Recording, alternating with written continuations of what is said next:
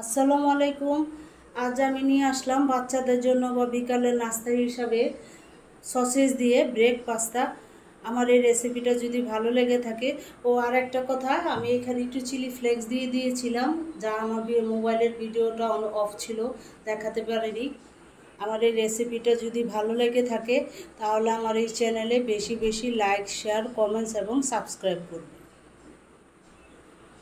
এখন আমি একটু কাটি।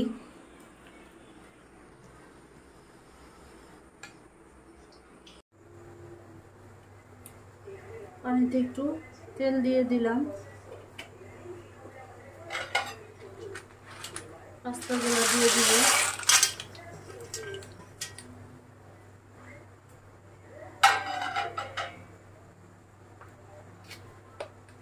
পরিমাণ মতো লবণ।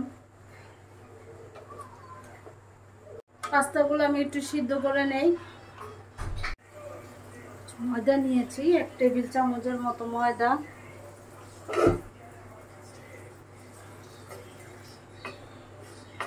ময়দাটা একটু ভেজে নিব আমি।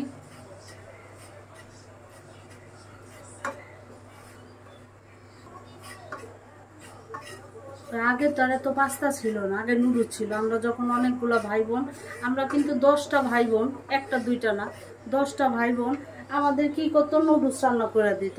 এক বাটি করে নুডলস দিত, সন্ধ্যার সময় খাওয়া দাওয়া করে পড়তে বসতাম। আর এখন বাচ্চাদের তো এইটা বানাই দাও, ওইটা বানাই দাও, হ্যাঁ গো, বানানোর আর রঙের অভাব নাই, আর খাওয়ার অভাব নাই। আর আমরা তো অনেকগুলো ভাই বোন ছিলাম, 10টা ভাই বোন, তারপরে মানুষজন, ভাতিজা ভাতিজি, যার কারণে অনেকগুলি মানুষের জন্য এক কড়াই নুডলস রান্না করতে হইতো। এক কড়াই নুডলস রান্না, তারপরে বাটিতে বাটিতে বাইরে ভাগ পাওয়া যাইত না। অনেক সময় কাড়াকাড়ি লেগে যাইতাম নুডলস খাওয়ার জন্য, যে তারে বেশি দিছে, তারে কম দিছে, এভাবে করে যুদ্ধ লেগে যাইত ভাই বোনের ভিতরে। দুধ দিয়ে দিলাম এই ফাঁকে 1/2 কাপের মতো। আমি আবার একটু ছোট ছিলাম, ভাই বোনের সবার ছোট, একটু আদরেরও ছিলাম, যার কারণে আমার একটু বেশি দিত। আর অনেক সময় বেশি না দিলে এক একজনের বাটির থেকে 1 চামচ করে সরায় রাখতাম খাওয়ার জন্য, যাতে পরে নিজে মন মতো খাইতে পারে। আর এখন তো বাচ্চাদের আর মন মতো, এরা এক একজনের 2টা 1টা বাচ্চা থাকে, যার কারণে আমরা তাড়াহুড়া করে ঝটপট যে কোনো খাবার রান্না করতে পারি। আর আগে তো আমাদের সময় এত কিছু ছিল না, নুডলস রান্না করতো বা কয়টা পেঁয়াজু বানাইতো ডাল দিয়ে, আলুর চপ, বেগুনি, পুরি, এইসবে আমাদের বিকালের নাস্তা ছিল। আর এখন বাচ্চাদের তো নমুনারও শেষ নাই, খাওয়ানোরও শেষ নাই, তারপরও তাদের ভাল লাগে না, ভাল লাগে না এই শব্দটা বলতে থাকে। এই ফাঁকে এখন আমি সসেসগুলো দিয়ে দিব। এখানে চিকেন সসেস আছে 2 রকমের।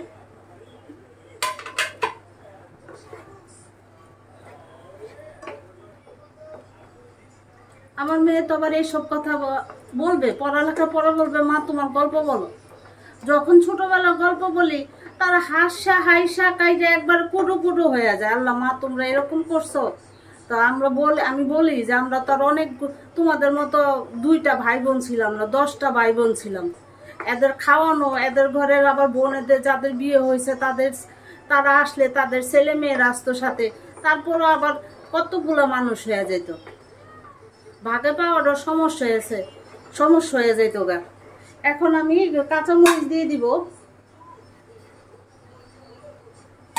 লবণটা পরে দিব, কারণ এখানে সয়া সস আর টমেটো সস দিব কিছু। সয়া সস দিয়ে দিলাম,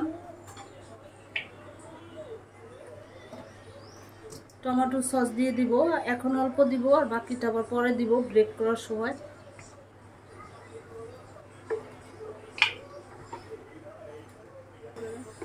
আর এখনের পোলাপান তো ভাই, তিলের থেকে তাল হইলে কারো কথা কারো সহ্য হয় না, কারো কথা কারো ভালো লাগে না। কিন্তু আমরা অনেকগুলো ভাই বোন ছিলাম, কিন্তু আমাদের ভিতর ঝগড়ার পরিমাণটা ছিল কম, আনন্দের পরিমাণটা ছিল বেশি। আর অপেক্ষায়, আমি তো সবার ছোট ছিলাম, অপেক্ষায় থাকতাম কবে বোনেরা আসবে, বাসার ভিতর আনন্দ ফুটতে হবে, ভালো মন্দ রান্না করা হবে। আসলেই তো জামাইদের রুচিলা, মেয়েদের রুচিলা, ভাবিরা, তারপরে মা একটু ভালো মন্দ রান্না করতো। একটু লবণ লাগবে। কিন্তু এখনের বাচ্চারা এখন কেন ভাই, আমার ঘরে দুইজন আছে, কারো কথা কারো সহ্য হয় না। ওই যে টম এন্ড জেরি কার্টুন দেখছেন আমরা ছোটবেলায়, ওইটার মতো যুদ্ধ শুরু করে যায়, ওই যুদ্ধের ভিতরে যায় আবার মীমাংসা করতে হয়, তারপরে যুদ্ধ শেষ হয় না। বেশি ভাই বোন থাকাটা খুব আনন্দের, যেটা নাকি এখন আর বাচ্চারা বুঝে না। আমরা অনেকগুলা ভাই বোন, আমরা কেন আগের সবারই 4টা 5টা 6টা 8টা 10টা ছেলে মেয়ে ছিল, তাদের ভিতরে একটা আন্তরিকতার ভাবও ছিল, ভালোবাসা ছিল, যা নাকি এখনের বাচ্চাদের ভিতরে একটু কমতি থাকে, কম ভালোবাসার কমতিটা কম থাকে। কারণ তারা চাওয়ার আগে পাওয়া যায়। অনেক বাবা মা আছে চাওয়ার আগে বাচ্চাদের দিয়ে যায়, তবে আলহামদুলিল্লাহ আমার ছেলে মেয়েদের চাওয়ার আগে দেই না, যতটুকুই দেই সীমিত পরিমাণে দেই, একবারে বেশিও দিয়া রাখি না, কমও দিয়া রাখি না, যাতে তারা খুশি থাকে। আমার সসেসটা হয়ে গেছে, এখন আমি ডিশে একটু বেড়ে নিব। পাস্তাটা আগে দিয়ে নেই, পাস্তাটা যে সিদ্ধ করে রেখেছিলাম। আপনারা পাস্তাটা এটার সাথে না মিক্স করে আবার আলাদাও দিতে পারেন নামায়া, আপনাদের উপরে। আমি এটার উপরে একটু এটার সাথে একটু মিক্স করে তারপর ব্রেক করব ওভেনে। পাস্তাটা দিয়ে দিচ্ছি। আমার একটা, আমরা তো বললাম এই তো 10টা ভাই বোন, এর ভিতরে আমাদের 7টা বোন ছিলাম আমরা, আর 3 ভাই ছিল। আমি সবার ছোট, যেহেতু আমার এক বোন, আমার আবার ছোটবেলা পড়ালেখাটা করতে ভাই খুব বিরক্ত লাগতো। সবার আদরে ছিলাম তো, বিশেষ করে আমার আব্বার আদরের বেশি ছিলাম। আমার আব্বার 7টা মেয়ে হলে কি হবে, আমার আব্বা মেয়েদের খুব মূল্যায়ন করতো।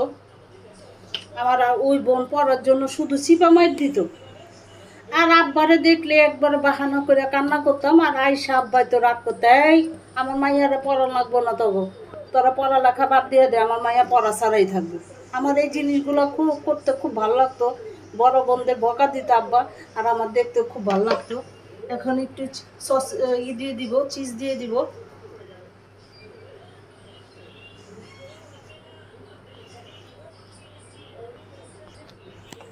যখন একটু বড় হইলাম তখন একটা জিনিসের লোভ হলো, জামা কতগুলা কিনতে পারি, কতগুলো জমাইতে পারি। আর ছোট যেহেতু বোনেরা যার যার বিয়ে হইতো, একজন করে বিয়ে হতো, আর আমার জামার পরিমাণটা বাড়তো।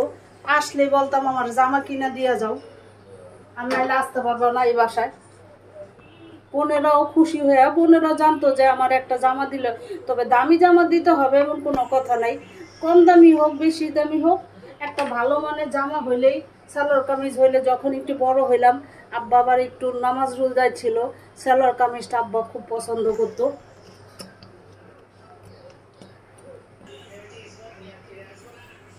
চিজ দিয়ে দিলাম। আমি মনে করছিলাম যে আমি মনে হয় সবার আদরে দেখে আমার মনে হয় এই শখটা বেশি ছিল, যে বোন অনেকগুলা বেশি। আমার বড় ভাবির কথাও করবো না, বড় ভাবি বলেন মেজো ভাবি বলেন, সবাই আমার খুব আদর করতো। তখন ছোট ভাইয়ের বিয়ে হয় নাই, আমার বিয়ের পরে আমার ছোট ভাই বিয়ে করছে, কিন্তু আমার 2 ভাবিও আমার খুব আদর করতো। আর বোনেরা পারলে শ্বশুর বাড়ির থেকে আসলে আমি ছোট হিসাবে অনেক সময় আমার গোসল করাই দিত, আমার কাপড় চোপড় ধোয়া দিত। বুয়ারা থাকার পরও ওরা পারলে ওরা এরকম আদর করতো। বোনরা যে কি ভালোবাসে এখন অনুভব করতেছি। এখন তো সব সম্ভব না, সংসার বাদ দিয়ে বোনদের বাসায় সবসময় যাওয়া। তবে আমার বাসায় আমার বোনেরা বেশি আসে, কারণ আমি ছোট, আমি যাইতে পারি না। আমার বাচ্চারা ছোট দেখে স্কুলে পড়ে, কলেজে পড়ে, যাইতে পারি না, যার কারণে বোনেরাই আসে আমার দেখার জন্য। কিন্তু এই জামার শখটা, জামা কেনার যে একটা লোভ, ওই জিনিসটা আমার মেয়ে পাইছে। ও একজন, তারপরও ওর লাগে জামাটার একটা, তবে হ্যাঁ আমার মতোই দামি লাগবে না, কম দামি হোক, কিন্তু ওরে একটা জামা কিনা দিলে বা জামার কাপড়, কামিজের কাপড় বা একটা কুর্তি কিনে দিলে খুব খুশি হয়ে যায়। এখন এটাকে আমি ব্রেক করব ওভেনে। আসছি 15 থেকে 20 মিনিট পর। 160 ডিগ্রি না, এটা 170 ডিগ্রি আছে। 170 ডিগ্রিতে আমি 15 থেকে 16 মিনিট ব্রেক করব। আসছি ব্রেক হওয়ার পর। Pasta complete. আপনারা সবাই ভালো থাকবেন, সুস্থ থাকবেন। আল্লাহ হাফেজ।